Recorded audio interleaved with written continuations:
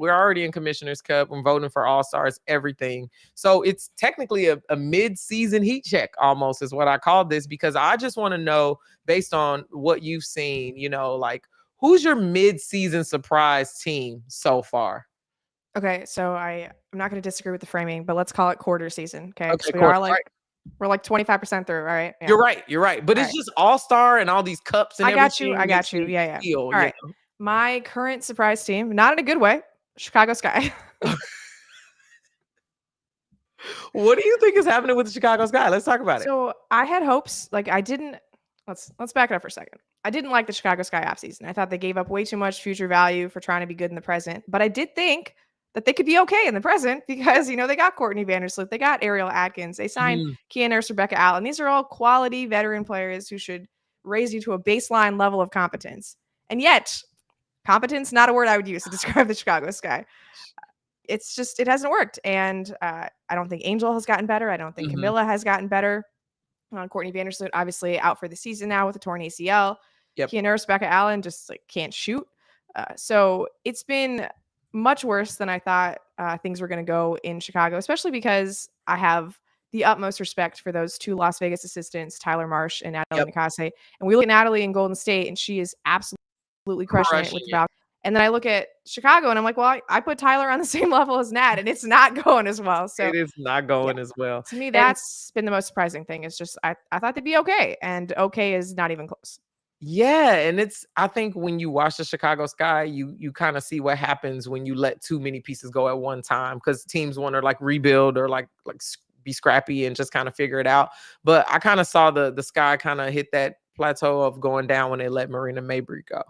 That was kind of turning the corner for them and kind of reevaluating where the roster went. So I didn't think they would be as bad as they are, but I also didn't think the Sparks would be in a position that they're in, especially on paper, resume credential wise. Like, we should be way up here. So I can totally hear the Chicago Sky. Hey, let's talk quickly about Angel Reese and getting better. What were your thoughts around like Unrivaled and how that played a part in her off-season development?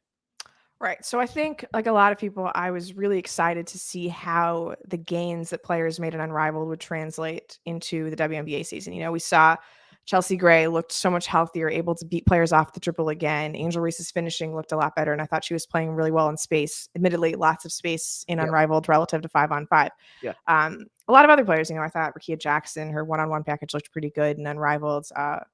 And frankly, like, I think I overestimated the similarities between the two games because I'm not seeing all of that I saw, on the Miami court as I am on WNBA courts. Like, the finishing gets a lot harder when you have multiple help defenders that can come over, beating players off the dribble. Again, help defenders coming over.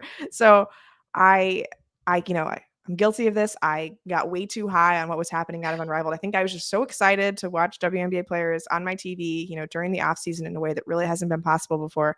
And, it's just two different kinds of basketball. So I will say the one team that really has looked as good at Unrivaled in the WNBA as it did Unrivaled, everybody who played for the Lunar Owls, Visa Collier, Courtney Williams, Alicia Gray, Skylar Diggins.